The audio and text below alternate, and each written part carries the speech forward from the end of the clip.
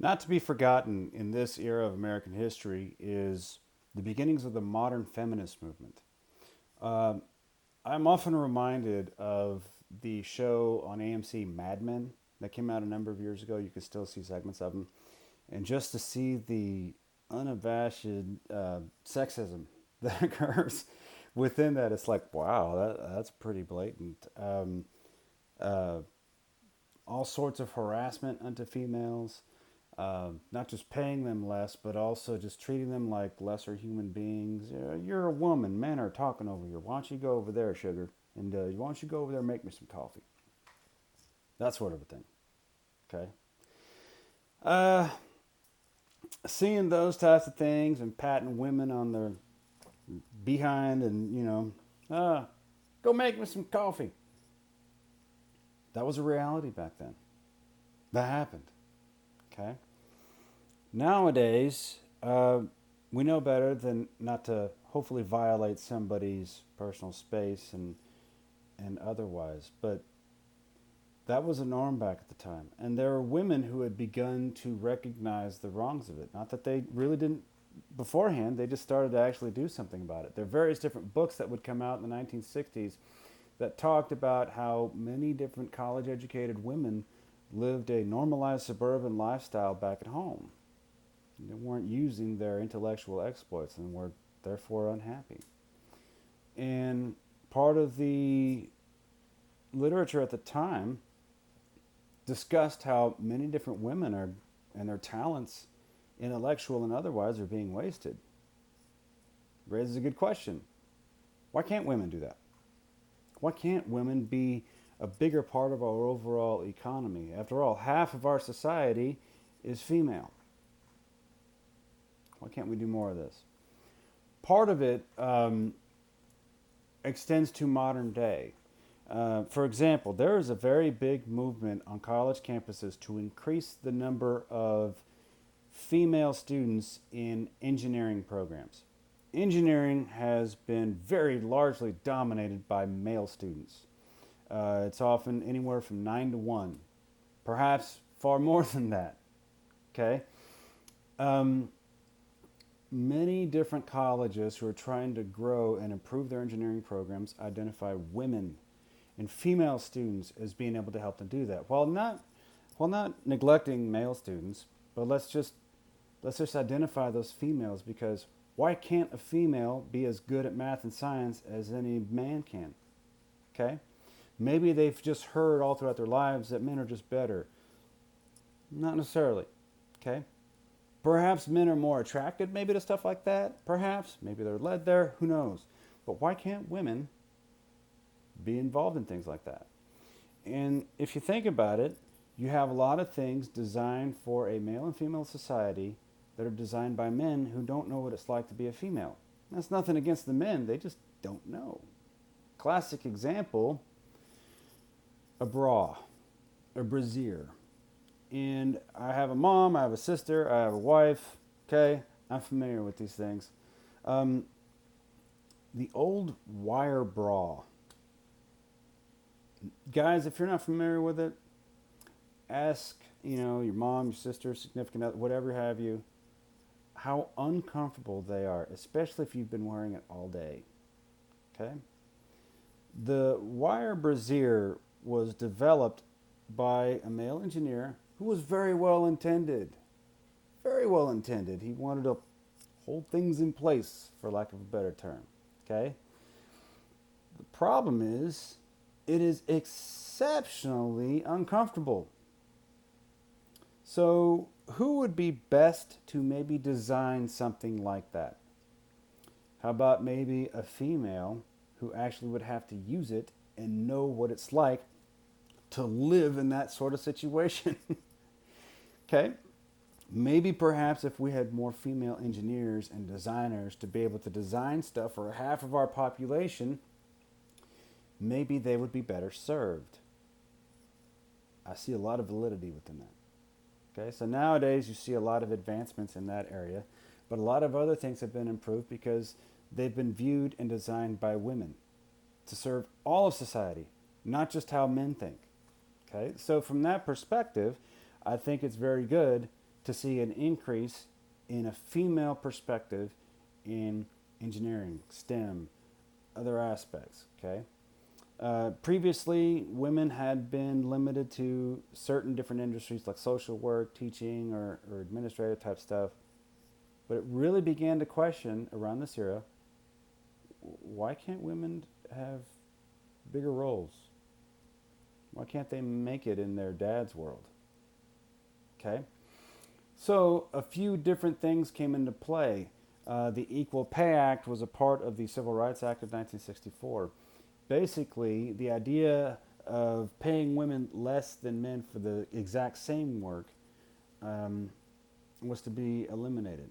Okay, so you see a lot of modern talk about equal pay for women, how women make about 77 cents for every dollar a man makes. Okay, and there's a big movement around equalizing pay, which is needed. Yes, I completely agree.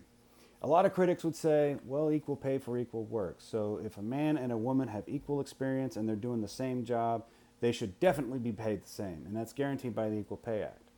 Oftentimes women, though, naturally gravitate towards jobs who don't necessarily pay as much as other jobs. So critics would point out there's your pay discrepancy right there that explains that. Typically men aren't going to be focused on taking care of kids at home or daycare or anything else of the sort. They're focused on business, and so they've explained certain things that way. Maybe. There are discussions, though, still about increasing the possibility for improving pay for women. Okay? I think that's a very worthy discussion. Otherwise, though, elsewhere around this time, you have other organizations like National Organization of Women that came about in this era as well, that fights for feminist demands and feminist conversations to improve the plight of women and women's rights. And you saw a lot of this movement in college campuses. Okay, sometimes they were seen as being a little bit too radical, even by many women who believed in many of the ideals. Okay, but the idea of a societal norm, family, marriage, heck, even heterosexual relationships were questioned. Why do you need a man? Why do you need this? The belief that maybe a family and marriage and even heterosexual relationships were deemed as maybe being just a part of the patriarchic male domination. A lot of people disagree with that. But that was part of the group at the time where people were maybe trying to raise awareness of the plight for women. A lot of the talk around the time also went into rights for women, especially in and around birth control. Okay, so dating back several decades with Margaret Sanger, the pioneer of modern day Planned Parenthood, who envisioned women, especially immigrant women, as being chronically pregnant and not in control of their reproductive aspects. Okay? There were other faults that Margaret Sanger had. We've talked about them before. But otherwise, though, one of the things that's true was that around this era in the late 1960s, the modern feminist movement gave rise to the idea that women ought to have more control, perhaps, of their reproductive rights.